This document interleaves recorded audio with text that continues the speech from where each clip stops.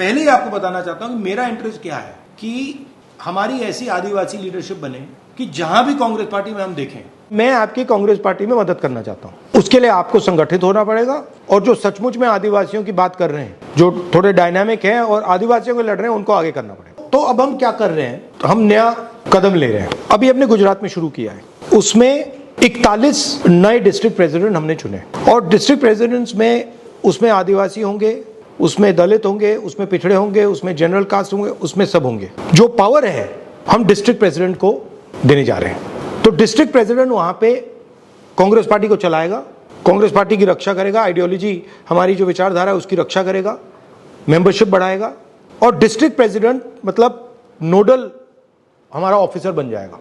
और हम ये 708 हिंदुस्तान के हर डिस्ट्रिक्ट में कर रहे हैं। क्योंकि एक प्रॉब्लम आती है, जब अहमदाबाद से डिसीजन लिया जाता है या दिल्ली से लिया जाता है तो बनासकांठा का मतलब उसमें कुछ होता ही नहीं है। तो हम चाह रहे हैं कि बनासकांठा से डिसीजन लिया जाए, भरूच से डिसीजन लिया जाए, अहमदाबाद से डिसीजन लिया जाए और वहां पे हम एक डिस्ट्रिक्ट प्रेसिडेंट और उसकी कमेटी को मजबूत करेंगे, उसको फाइनेंशियल सपोर्ट देंगे, उसकी प्रोटेक्शन करेंगे, उसके माध्यम से पार्टी को खड़ा करेंगे। तो ये हमारा एक लेवल का वो प्लान है। दूसरी बात हमने की है कि हमने इनको आदिवासी यूनिट का चेयरमैन बनाया है। अगर आदिवासी जिला है तो इनका जो संगठन है उससे भी टिकट के बारे में पूछा जाएगा। ये नहीं कि भैया आप आदिवासी संगठन हो, आप उधर दौड़ रहे हो और टिकट का टाइम जब आएगा, पंचायत का टाइम जब आएगा, जिला परिषद का टाइम आएगा, आपका कुछ लेना देना नहीं। तो ये हम स्ट्रक्चर बना रहे हैं, इसमें टाइम लगेगा, बट हम चाहते हैं कि हर स्टेट में अगर हम देखें तो 10-15 डायनामिक आदिवासी नेता हमें दिखे। जो आदिवासी खुश नहीं है बिकॉज उसके पास जो उसकी प्रोग्रेस होनी चाहिए थी, जो उसका विकास होना चाहिए, उसको नहीं मिला। तो अगर आप उससे कहोगे यार देखो हमने ये किया वो कहेगा हाँ यार वो तो सब ठीक है मगर मेरी हालत देख जी। तो हमें फ्यूचर की बात करनी है, हमें कहना है कि देखो भैया हम आपके लिए ये और ये करने जा रहे हैं। अब आप बोलिए। सर आपने सब कुछ ही बोल दिया, जो बोलना जो हम बताना चाहते थे सब कुछ बोल दिया। जब से डिजिटलाइजेशन हुआ है लैंड का, सबसे ज़्यादा मार अगर किसी ने खाया है तो वो ट्राइबल्स ने खाया। सर इतने गलत तरीके से क्यों सर आई टेल यू, इतने गलत तरीके से लैंड डिजिटलाइजेशन हुआ है कि गलत लोगों का नाम चढ़ा दिया गया है। सर किसी का अगर 5 एकड़ जमीन था उसको 0 कर दिया गया है, ओनरशिप बदल दिया गया है। सर बस बेसिकली चोरी कर दी है।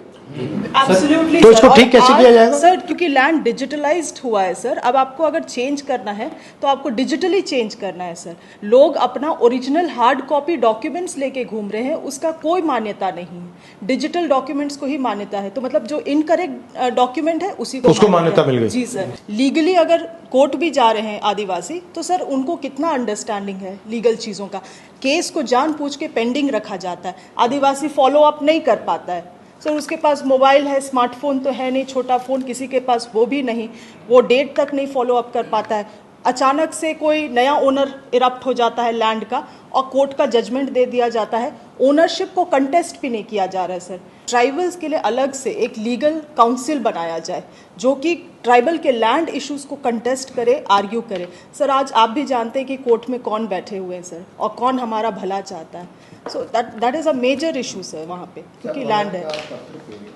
ये क्या किए हैं कि इसमें मेजर जो फॉरेस्ट राइट्स एक्ट का जो अधिनियम है, जिसमें वन अधिकार का जो कमेटी बनना है, जिसमें 101% ट्राइबल्स रहेंगे सर, एक भी जगह नहीं बनाए हैं सर। ना उसको पावर है सर कि वो डिसीजन करेगा, और अगर वो डिसीजन कर गया तो कलेक्टर को भी पावर नहीं है कि वो उसको इग्नोर करे, पर उसको डीपली किसी कहीं नहीं बताए। और ये पूरा प्रदेश में, चाहे झारखंड हो, चाहे उड़ीसा हो, चाहे महाराष्ट्र हो सर, ट्राइबल्स की जो लैंड्स है आपने अभी रोका सर, नहीं तो ये तो वनों को प्राइवेट लोगों को दे रहे थे। आपने एक पूरे देश में जो आदिवासी के अर्थ वाली बात की कि आदिवासी का मेन मीनिंग क्या है। क्योंकि आप देशज है, यहाँ के मालिक है, इसलिए जल जंगल जमीन पे पहला राइट्स आदिवासियों का है। तो जन संगठनों का विश्वास कांग्रेस पार्टी के प्रति बड़ा है सर, क्योंकि वो कह रहे हैं वनवासी और हम कह रहे हैं आदिवासी। लेकिन आपने एक बात महत्वपूर्ण की सर, यूनिटी की, एकता की। हम संगठित नहीं है। आरएसएस इस बेस पे काम कर रहा है सर हमारे क्षेत्र में एक, तो इसके लिए हमको कुछ ना कुछ बड़े लेवल पे जाके सोचना पड़ेगा कि इसका सॉर्ट आउट क्या करें। गुजरात में सर जल जंगल ज़मीन की बात की है, इसमें पूरे गुजरात में ये 30 साल में बीजेपी सरकार ने शेड्यूल ट्राइब एरिया है हमारा, बनासकांठा में अंबाजी हो, अरवली में शामला जी हो, दाहोद डिस्ट्रिक्ट हो, अब अभी आप राजपीपला में केवड़िया कॉलोनी हो, ये सापुतारा नांग में भी इश्यू है। पूरी जमीन आदिवासियों की बीजेपी सरकार ने उद्योगपतियों को दे दी। इसके लिए हम लड़ते हैं, कोर्ट में भी लड़ते हैं। लेकिन आपने जो बोला है कि 2027 में गुजरात में कांग्रेस की सरकार को लाके भाजपा सरकार को उखाड़ के फेंक देंगे। जहाँ जहाँ पर सर शहरीकरण हो रहा है उनकी जमीन लगातार सर खत्म होते जा रही है सर। इस पे हम कैसे रोके, कैसे इसको रोके, कानून को कैसे हम प्रभावी करें सर, प्रभावी रूप से हम कैसे कानून को लागू कराएं सर, ये हमारे लिए बड़ा चैलेंज है। ठीक है। और आदिवासियों को सिर्फ कांग्रेस पे ही विश्वास है सर, क्योंकि उनके जंगल जमीन की बात कांग्रेस ही करती है। आरएसएस तो उसको वनांचल कह रही है सर, आरएसएस तो उसको वनवासी कह रही है, आरएसएस उसको हिंदुत्व की ओर सीधे ले जाना चाह रही है, उसका वजूद को ही समाप्त करना चाह रही है।